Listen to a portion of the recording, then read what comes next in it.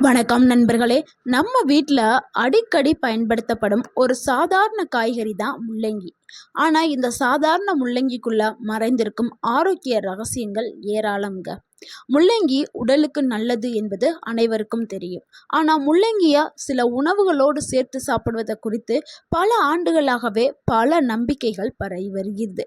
அதாவது முள்ளங்கி கூட சில பொருட்களை சேர்த்து சாப்பிட்டா உண்மையிலே ஆபத்தா, அல்லது இது வெறும் கட்டுக்கதையா?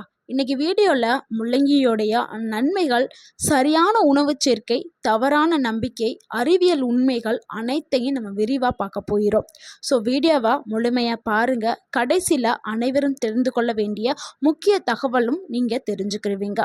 ஸோ இந்த ஒரு வீடியோ உங்களுடைய ஆரோக்கியத்திற்கு மிகவும் முக்கியமான ஒரு வீடியோவாக இருக்கும். உங்கள் வாழ்க்கையை மாற்றக்கூடிய ஒரு வீடியோவாக இருக்கலாம். ஸோ உங்கள் ஆரோக்கியம் உங்கள் கையில்தான். முள்ளங்கிங்கிறது வேர் காய்கறிகளில் ஒன்றான உணவு தான் முள்ளங்கி. இந்தியாவில் வெள்ளை முள்ளங்கி, சிவப்பு முள்ளங்கி என 2 வகை இருக்குது. முள்ளங்கியில் இருக்கக்கூடிய சத்துக்கள் பார்த்துடலாம். Vitamin C, folate, potassium, calcium, fibre, anti accident இது எல்லாமே முள்ளங்கியில் இருக்குது. 100 கிராம் முள்ளங்கியில் வெறும் 16 கலோரிகள் மட்டும்தான் இருக்குது. அதனால் உடல் எடை குறைக்க நினைப்பவர்கள் முள்ளங்கியை ஒரு சிறந்த உணவாக தேர்வு செய்து சாப்பிடலாம். முள்ளங்கியோடைய நன்மைகளை பார்த்துடலாம். ஜீரணத்தை மேம்படுத்துறதுக்கு முள்ளங்கி நார்ச்சத்து இதில் அதிகமாக இருக்கிறதுனால மலச்சிக்கலை குறைக்கிறதுக்கும் செரிமானத்தை ஈஸியாக மூவ் பண்ணுறதுக்கும் உதவியாக இருக்குது. அடுத்து 2வது நன்மை, கல்லீரலை பாதுகாக்கிறதுக்கு முள்ளங்கி ஒரு முக்கிய இடத்தை வைக்குதுங்க. உடலில் இருக்கக்கூடிய நச்சுக்களை வெளியேற்றதுக்கு முள்ளங்கி பயன்படுது. கல்லீரல் ஆரோக்கியத்தை மேம்படுத்துறதுக்கும் கல்லீரலுடைய செயல்பாட்டை செயல்படுத்துறதுக்கும் அதை பாதுகாப்பாக வச்சுக்கிறதுக்கும் முள்ளங்கி ஒரு முக்கிய உணவாக இருக்குது. அடுத்து 3வது நன்மை, நோய் எதிர்ப்பு சக்தியை அதிகரிக்கிறதுக்கு முள்ளங்கி பயன்படுது. இதில் விட்டமின் சி இருக்கிறதுனால நோய் எதிர்ப்பு திறனையும் நோய் எதிர்ப்பு மண்டலத்தை வலு செய்து நம்ம உடலை எதிர்த்து போராடும், அதாவது வெளியிலிருந்து வரக்கூடிய பாக்டீரியா, வைரஸ் போன்ற தொற்றுகளில் இருந்து எதிர்த்து போராடும் தன்மை நம்ம உடலுக்கு கிடைக்கும் மாதிரி முள்ளங்கி செயல்படுது. ஸோ நோய் எதிர்ப்பு சக்தியை வலுப்படுத்துறது. அடுத்து 4வது நன்மை, உடல் எடையை குறைக்கிறதுக்கு முள்ளங்கி பயன்படுது.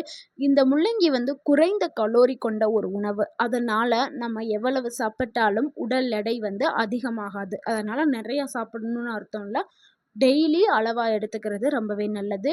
இந்த காய்கறி எடுக்கும்போது வயிறு நிறைந்த ஒரு உணர்வு ஏற்படும். அதனால் வேறு அன்னெசரியாக வேறு எந்த ஒரு சாப்பாடையோ இல்லை வேறு ஏதாவது ஒரு ஸ்நாக்ஸையோ நம்ம சாப்பிட மாட்டோம். ஸோ நம்ம பசிக்கிற அந்த தன்மை குறைய ஆரம்பிச்சிடும். ஸோ நம்ம அளவாக சாப்பிட ஆரம்பிச்சிடும். அளவாக சாப்பிட்டாவே ஆட்டோமேட்டிக்காக உடல் எடை குறைய ஆரம்பிச்சிடும்ல. அதுக்கு இந்த முள்ளங்கி பயன்படுது. அடுத்து 5வது நன்மை, சருமத்திற்கு நல்ல ஒரு ஆரோக்கியத்தை கொடுக்கறதுக்கு முள்ளங்கி பயன்படுது. முள்ளங்கியில் இருக்கக்கூடிய ஆன்டி ஆக்சிடென்ட்டுகள் சருமத்தை பாதுகாக்கிறதுக்கு பயன்படுது. அடுத்து 6வது நன்மை, இரத்த அழுத்தத்தை கட்டுப்பாட்டில் வச்சுக்கிறதுக்கு முள்ளங்கி பயன்படுது. முள்ளங்கியில் பொட்டாசியம் நிறைஞ்சு இருக்குது. இந்த பொட்டாசியம் இரத்த அழுத்தத்தை கட்டுப்பாட்டில் வச்சுக்கிறதுக்கு பயன்படுது.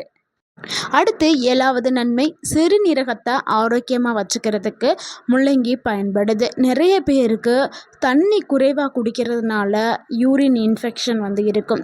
அது யூரின் போகும்போது எரிச்சல் இருக்கும்.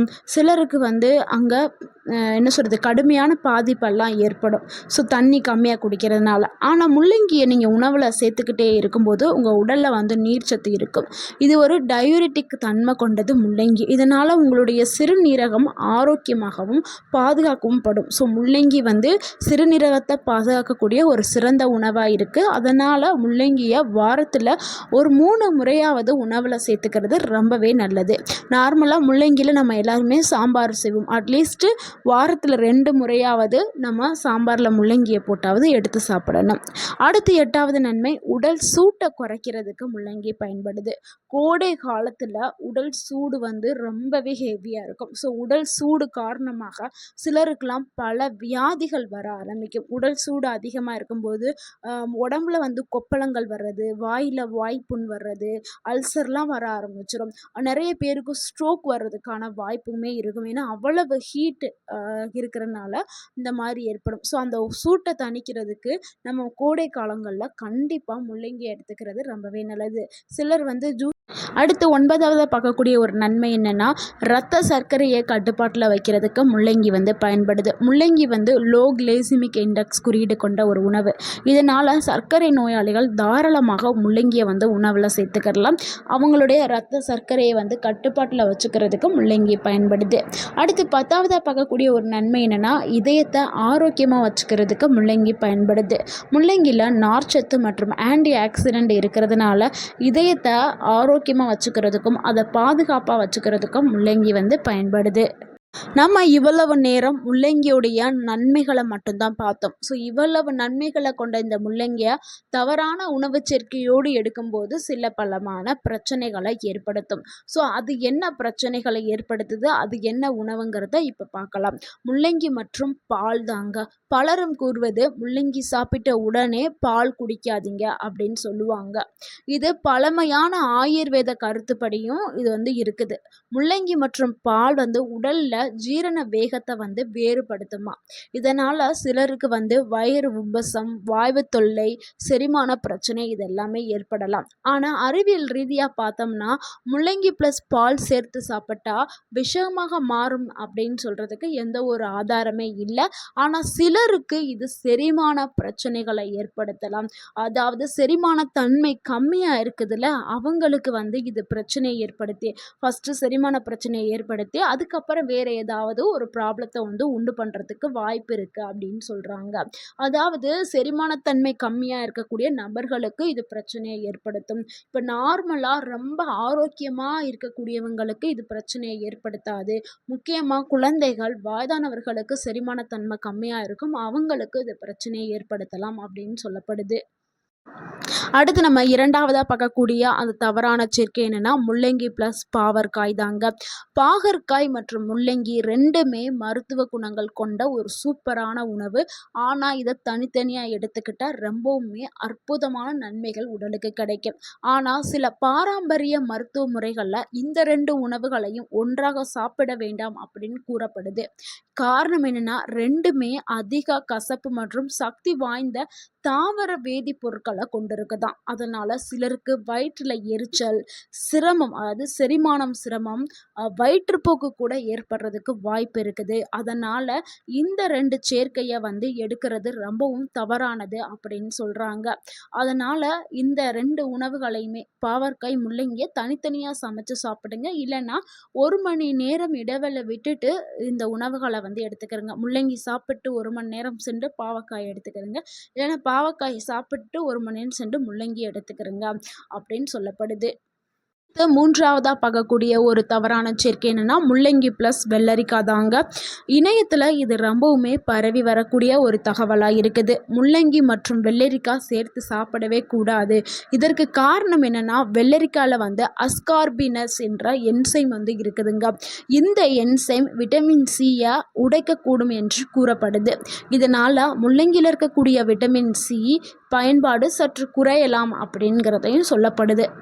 இதனால் உடலுக்கு எந்த ஒரு தீங்கும் ஏற்படாது. ஆனால் அதுக்கான ஆதாரமும் இல்லை. ஆனால் இந்த 2 உணவையும் சாலட்களில் சேர்த்து பொதுவாக மக்கள் சாப்பிட்டுட்டு வர்றாங்க. இந்த 2 உணவையும் சேர்த்து சாப்பிடும்போது அதில் இருக்கக்கூடிய சத்துக்கள் முழுமையாக உடலுக்கு போகாது. அதான் சொல்கிறாங்க. ஸோ அதனால் இந்த 2 சேர்க்கையை தவிர்க்கிறது ரொம்பவே நல்லது. அடுத்து 4வதா பார்க்கக்கூடிய ஒரு தவறான சேர்க்கை என்னென்னா, முள்ளங்கி ப்ளஸ் ஆரஞ்சு தாங்க. முள்ளங்கி மற்றும் ஆரஞ்சை குறித்து பல வதந்திகள் வருது. 2யும் சேர்த்து சாப்பிட்டால் விஷமாகும் அப்படிலாம் கூறுறாங்க. உடலில் அலர்ஜி ஏற்படும் அப்படின்னு சொல்கிறாங்க. ஆனால் இதற்கான அறிவியல் ஆதாரம் இல்லைங்க. ஆரஞ்சில் விட்டமின் சி அதிகமாக இருக்குது. அதே மாதிரி முள்ளங்கிலையும் விட்டமின் சி அதிகமாக இருக்குது.